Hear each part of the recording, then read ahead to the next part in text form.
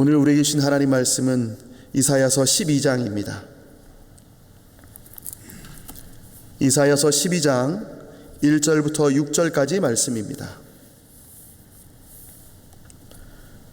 구약성경 982면에 있습니다. 이사야서 12장 1절부터 6절까지 말씀을 우리 한 목소리로 봉독하겠습니다. 함께 읽습니다. 시작.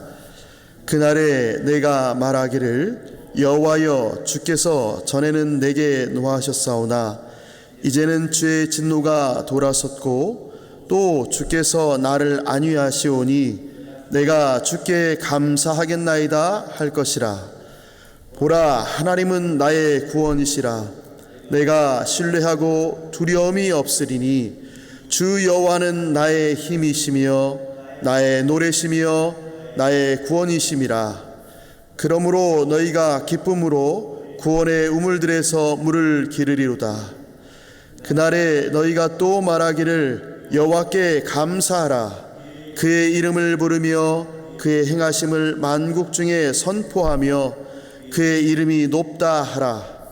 여호와를 찬송할 것은 극히 아름다운 일을 하셨음이니 이를 온 땅에 알게 할지어다.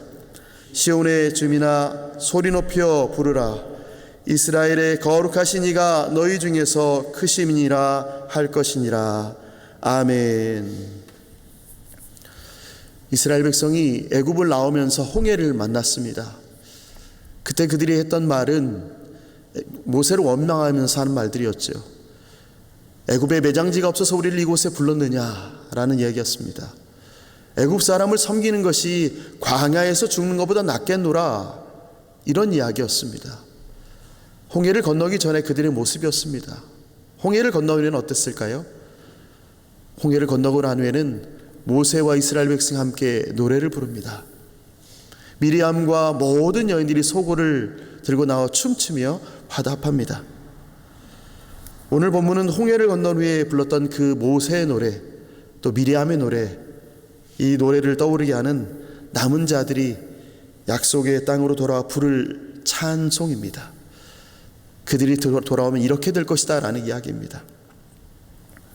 이사야서 4장과 10장과 11장에도 그날이라는 단어가 나옵니다. 오늘 12장 1절에도 4절에도 그날이라는 단어가 나오는데요, 1절 말씀입니다. 그날에 내가 말하기를 여호와여 주께서 전에는 내게 노하셨사오나 이제는 주의 진노가 돌아섰고 또 주께서 나를 안위하시오니 내가 주께 감사하겠나이다 할 것이니라.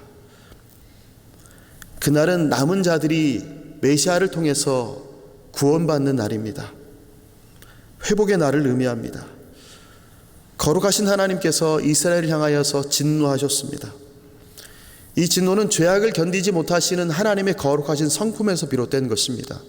하나님은 죄악에 대하여서 진노하십니다. 분노하십니다. 하나님의 성품에 그것이 있습니다. 이스라엘의 죄에 대해서도 하나님은 진노하셨습니다. 이것은 절대적 의의 감정입니다. 죄에 대하여 분명한 하나님의 진노입니다. 그 이 진노를 없애는 것은, 진노를 잠재우는 것은 오직 죄로부터 돌이키는 회개밖에 없습니다. 이스라엘 백성이 회개할 때에 여호와 하나님은 그 진노를 거두십니다. 그리고 그들이 거룩을 회복하는 삶, 의로운 삶을 사는 것밖에 없습니다. 그런데 이스라엘 백성이 회개했을까요? 그들이 정말로 돌이켜서 거룩한 삶을 살았을까요? 그렇지 않습니다. 하나님이 진노하실 때 이들은 돌이키지 않았습니다. 결국 북이스라엘은 아수르에 망하게 됩니다. 남유다는 바벨론에 망하게 됩니다. 포로로 끌려가게 되지요. 택하심 받은 백성일지라도 그의 죄에 대해서는 하나님은 분명하게 심판하시는 것입니다. 심판을 피할 수가 없습니다. 그러면 이 죄를 지은 이스라엘 백성이 남은 것은 무엇입니까? 절망밖에 없습니다. 우리는 심판받는다, 영원한 진노의 자녀로 살 수밖에 없다. 그것이 이들의 모습입니다. 그런데 오늘 본문은 그 절망의 자리에서 희망을 노래하고 있습니다. 회복을 노래하고 있습니다. 소망을 노래하고 회복을 노래한다는 것은 여호와의 진노가 사라졌다는 것을 의미합니다. 이들이 어떻게 해서 하나님의 진노가 사라졌을까요? 실은 이스라엘 백성은 아무것도 하지 않았습니다. 돌이키지 않았습니다. 그런데 오늘 본문에 그 여호와의 진노가 사라졌습니다. 그 이유는 메시아의 구속사역, 속죄를 위한 피 흘림이 있기 때문입니다. 여호와의 진노는 인간의 공로로 없앨 수 있는 것이 아닙니다. 우리가 무엇을 해서 우리가 돌이켰으니 여호와께서 진노를 거두시는 것이다, 그것이 아닙니다. 여호와의 진노가 거두어지는 이유는 오직 그분의 은혜에 따른 것입니다. 절대적 의의 감정을 가지고 진노하시고 심판하시지만 그분이 거두시는 것입니다. 우리가 무엇을 해서가 아니라 그분이 거두시기에 이 구속함을 경험한 자들이 찬양하지 않을 이유가 있겠습니까? 우리의 어떠함으로 거두신 것이 아니라 그분의 은혜로 거두신 이 진노, 그 은혜를 경험한 사람들은 찬양이 입에서 나올 수밖에 없습니다. 주의 진노가 돌아서면 주님은 우리를 안위하신다라고 이사야는 이야기합니다. 진노하신 그분이 우리를 안위하십니다. 그래서 더욱 주께 감사하게 됩니다. 그리고 진노가 돌아서고 안위를 받는 백성은 그 마음에 두려움이 없습니다. 2절 말씀입니다. 보라, 하나님은 나의 구원이시라. 내가 신뢰하고 두려움이 없으리니 주 여호와는 나의 힘이시며 나의 노래시며 나의 구원이심이라. 하나님은 나의 힘, 노래, 구원이 되십니다. 이스라엘 백성이 홍해를 건너고 난 뒤에 불렀던 찬양이 이런 내용이었습니다. 그 찬양을 이제는 새 출애굽 백성이 부르게 하십니다. 그때 유다는 아수르나 애굽이 두려워할 대상도 아니라는 것, 그들을 신뢰할 대상도 아니라는 것을 깨달았을 것입니다. 그들은 고통을 통해서, 고난을 통해서 하나님만이 그들이 경외하고 또한 의지해야 하며 예배할 대상임을 배웠습니다. 또 구원을 통해서 그분을 영원히 신뢰할 대상임을 확신하게 되었습니다. 우리도 그렇습니다. 우리도 고난을 통해서 하나님의 어떠하심을 배우게 됩니다. 고난을 통해서 하나님이 예배해야 될 대상이라는 것을 배웁니다. 또 구원의 확신을 통하여서 우리가 구원을 통해서 우리를 이끌어 가시는 분, 우리를 영원히 우리가 누구를 의지해야 되는가를 확신하게 됩니다. 고난과 회복의 여정을 통해서 배운 나의 하나님은 우리 자녀의 하나님이기도 합니다. 인생에서 잘 되는 모습만 자녀에게 보이는 것이 아니라 부모가 어려움이 있을 때에 하나님이 어떻게 일하셨는지를 자녀에게 알려주어야 됩니다. 그리고 다음 세대에게 그 이야기를 들려줘야 됩니다. 그것이 가정에서 해야 될 일이고 교회가 해야 할 일입니다. 나의 하나님이 우리 자녀 하나님 되시고 나의 하나님이 우리 교회의 하나님이 되시는 그런 일들이 끊임없이 일어나야 됩니다. 회복된 남은 자들은 기쁨으로 구원의 우물들에서 물을 길게 됩니다. 구원의 은혜에서 비롯된 그 풍성함과 생명으로 큰 기쁨을 누리게 됩니다. 하나님 자체가 구원이시기에 그 하나님을 맞이한 백성, 구원을 경험한 백성이 누리는 기쁨입니다. 메시아가 이 땅에 온 목적은 양으로 생명을 얻게 하고 더 풍성히 얻게 하려 하셨습니다. 그리고 그분이 이 땅에 오신 목적은 그가 주시는 물을 마시는 자, 영원히 목마르지 않게 하시기 위함입니다. 그 배에서 나오는, 그 속에서 나오는 영원한 샘물이 되게 하시려고 이 땅에 오셨습니다. 그래서 그 구원의 우물들에서 물을 기르게 되면 구원의 기쁨이 넘치게 되는 것입니다. 생명의 기쁨이 솟아나는 것입니다. 그 우물을 다른 우물로 채우려고 하지 않게 되는 것입니다. 구원의 우물들 그 외에는 없다라는 것을 알기 때문입니다. 남은 자들이 회복하는 그날 그들은 회복의 은혜를 베푸신 여호와를 찬양하고 주실 풍성함과 생명으로 기뻐하게 됩니다. 그리고 그 회복된 남은 자들은 자신들만 기뻐하지 않습니다. 그들이 한 일이 있습니다. 열방이 여호와를 찬양하도록 그의 행하심을 선포하며 그 이름이 높다 찬양하게 된다라고 이야기합니다. 나 구원받았습니다. 나 참 은혜 받았습니다.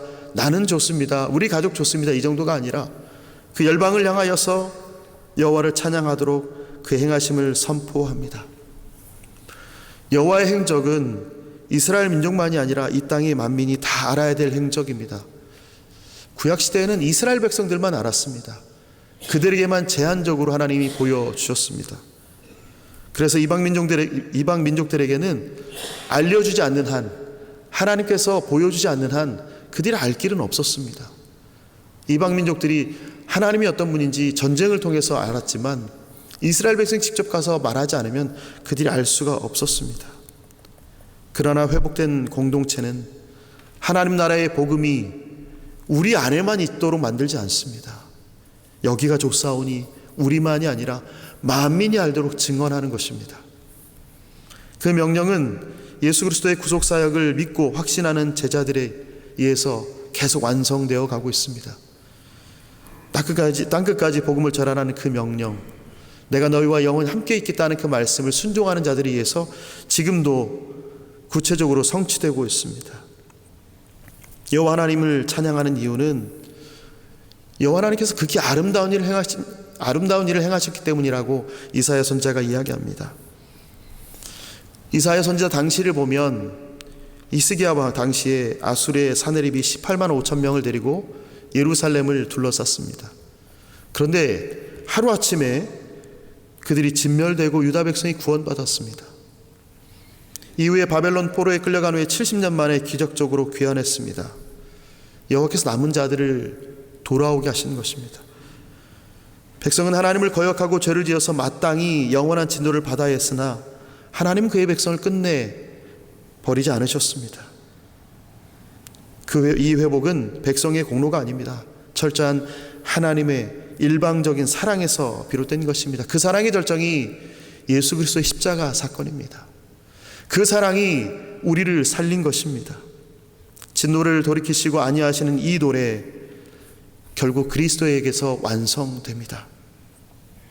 우리의 진노를 대신 짊어지신 그분으로 인해서 우리는 참된 안위를 얻었습니다. 너희가 기쁨으로 구원의 우물들에서 물을 기르리로다. 이 말씀은 오늘 우리에게도 유효한 것입니다. 이스라엘 백성에게만, 남유다에게만이 아니라 우리에게도 여전히 구원의 우물들에서 물을 얻게 되는 그런 사건으로 이어지게 되는 것입니다. 새벽마다 우리가 이 자리에 나오는 것도 결국 이 우물에 나아가는 걸음입니다. 우리 스스로 파는 웅덩이가 아닙니다. 그리스도께서 열어주신 생명의 우물입니다. 매일 그곳에서 물을 길러야 우리는 살 수 있습니다. 나의 생각대로, 내 경험대로, 내가 지나왔던 많은 사람들에게 들은 이야기대로, 지식대로 살 수가 없습니다. 그 생명의 우물에서 길어야만, 그 물을 매일 마셔야만 우리는 살 수 있습니다. 그리고 그 은혜를 받은 자로서 마땅히 만민중에 그 행하심을 선포해야 합니다. 우리 6절 말씀을 함께 읽겠습니다. 이사야서 12장 6절 말씀 함께 읽습니다. 시작. 시온의 주민아, 소리 높여 부르라. 이스라엘의 거룩하신 이가 너희 중에서 크심이니라 할 것이니라. 아멘. 일방적인 하나님의 열심이 믿는 자들, 믿기로 작정된 자를 살리십니다. 오늘도 이것이 우리가 찬양해야 될 이유입니다. 오늘 본문을 통해서 구원받은 자들이 어떻게 살아야 되는지를 살펴보았습니다. 하나님은 때로 택한 백성일지라도 죄를 지으면 진노하십니다. 그러나 그 진노는 잠깐입니다. 오히려 사랑과 은혜를 베푸시는 분이 우리 하나님이십니다. 이를 경험한 성도는 하나님을 찬양하게 됩니다. 하나님을 높이게 됩니다. 우리의 삶이 그렇습니다. 그런데 우리가 그 모습, 우리가 하나님을 찬양하고 높이는 모습을 이해하지 못하는 이들이 있지요. 알지 못하는 이들이 있습니다. 그들에게 하나님의 이름과 그가 행하신 아름답고 영화로운 행사를 보게 하는 것, 듣게 하는 것, 들려주는 것이 우리가 해야 할 일입니다. 그들로 하여금 이 찬양의 자리, 예배하는 자리, 경배하는 자리, 영광을 돌리도록 이끌어야 되는 것이 우리의 삶입니다. 온 세상이 하나님을 찬양하는 그날이 속히 오기를 사모하시면서 오늘도 내가 만나는 사람들에게 하나님을 찬양하는 모습으로 그 모습을 보여주고 하나님이 행하신 아름다운 일들을 보여주는, 증거하는 복된 신자의 삶을 살아가시기를 예수님의 이름으로 축원합니다. 아멘. 진노를 돌이키시고 안위하시는 아버지 하나님, 우리가 마땅히 받을 심판을 그리스도의 십자가로 대신 감당하게 하신 은혜 감사드립니다. 오늘도 구원의 우물에서 기쁨으로 물을 깊게 하시고 만민 중에 주의 행하심을 선포하며 살게 하여 주옵소서. 우리의 삶을 통하여, 우리의 모습을 통하여, 우리의 경배를 통하여 하나님을 바라보며 예수 그리스도를 만나는 사람들이 우리 주변에서 끊임없이 나타나도록 우리를 사용하여 주옵소서. 감사드리며 예수님의 이름으로 기도합니다. 아멘.